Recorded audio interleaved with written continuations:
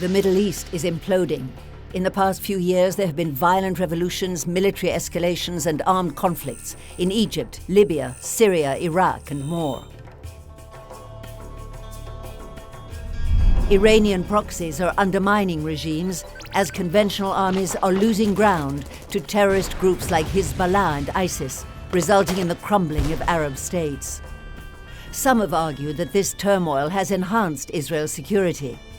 The disintegration of the Syrian and Iraqi armies, which used to pose a major threat, and the peace treaties with Jordan and Egypt now enable Israel to make territorial concessions, they contend. Is Israel really in a position to make concessions on its borders? The Western Israel must now prepare to defend themselves against a new kind of enemy. The terrorist groups gaining power in the Middle East today are not like those of the past, comprised of small, secretive cells carrying out hijackings, shootings and suicide bombings. We're now confronting terror armies. The British Army faced this threat in Iraq and Afghanistan, and Israel is facing these threats along all of its borders. That's why strategic depth as a key to defensible borders is still crucial as a first line of defense. Hamas in Gaza has evolved from an underground terrorist group into the ruling regime and a formidable military force. With army bases, former lines of command, fighting brigades, special forces, including naval commandos, offensive tunnels, thousands of rockets, anti-tank and anti-aircraft missiles. The same goes for ISIS and Hizbullah, who have armored vehicles, advanced artillery, missiles, drones, and more. Hizbullah, which is deployed along Israel's northern borders, has already threatened to invade the Galilee in the next war. All of that is a proof of the importance of having defensible borders. While some of these terror groups may fight each other, they still share the common objective of destroying Israel.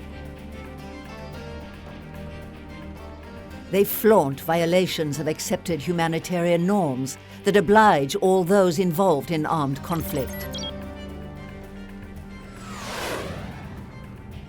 Another prominent force which has taken advantage of the Middle East turmoil is Iran. In Iran's attempt to achieve regional supremacy, the Islamic Republic has financed, armed, and mobilized expeditionary forces to topple governments, seize territories, and tighten their imperial grip across the Middle East. We're witnessing this Iranian-backed expansion in Yemen, Syria, Lebanon, and in other places. And these forces are currently encircling Israel. Once Iran becomes a nuclear threshold state, the escalation of terrorism against Israel will only rise. Iran supplies Hamas, Palestinian Islamic Jihad, and Hizbullah with advanced rockets, weaponry, and know-how.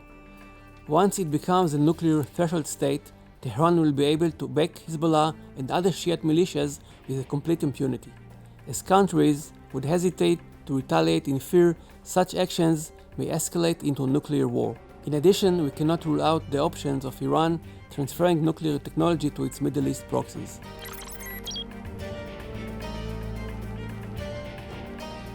Since 1967, the Jordan Valley has served as a formidable geographic barrier, protecting Israel's narrow 40-mile waistline from the east.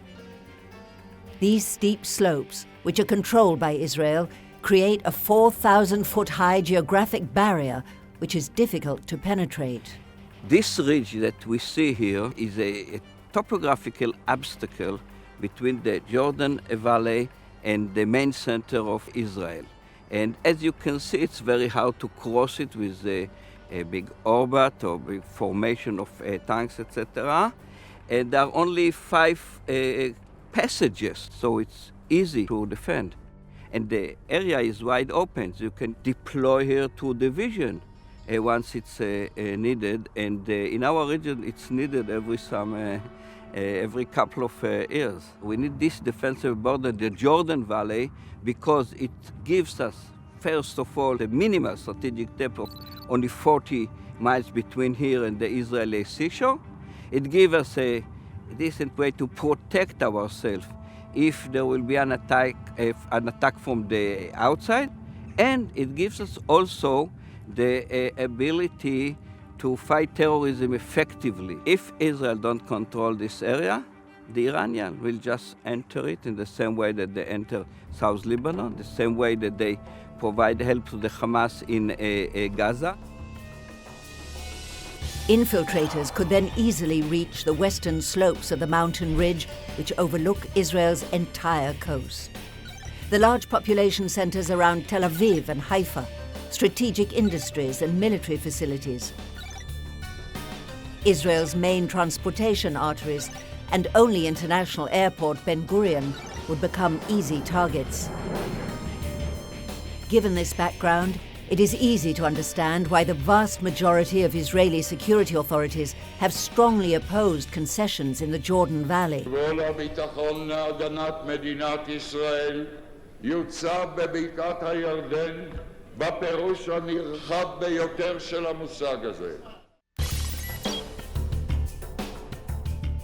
Moving up north along the Jordan Valley, we reach Mount Hermon and the Golan Heights, from which Israel can watch the Syrian civil war unfold. Prior to the 1967 war, this kibbutz, like many other Israeli villages and towns, was bombed and shelled on a regular basis by Syrian army forces deployed on this elevated area overlooking the Sea of Galilee. All the arguments from the last 25 years that said Israel could safely withdraw from the Golan Heights have been exposed as based on false premises. Had Israel withdrawn from the Golan, we could have easily had ISIS and al-Qaeda bearing down on the Sea of Galilee and northern Israel. Iran is also making gains on the Syrian border in the Golan in order to turn it into a base for attacks against Israel as part of its national security doctrine that sees value in engaging Israel in constant conflict. Senior Iranian and Hizbullah officers were recently targeted, allegedly, by Israel as they made their plans on the Syrian border. Therefore, retaining the Golan Heights is clearly a vital Israeli security interest. Even in the day of phenomenal technology, and even any foreseeable technology, does not remove the need to have borders that are defined and that can be defended. Did anyone predict the Arab Spring? And once it started, did anyone predict it would turn into an exploding chaos? Israel cannot plan its security around a snapshot of the current Middle Eastern political situation. We must ask, what will the region look like tomorrow or a decade from now? We don't know. That's why Israel must assume that its need for defensible borders will always be relevant. In an unpredictable and constantly shifting Middle East, one factor remains constant. Defensible borders are vital to Israel's security.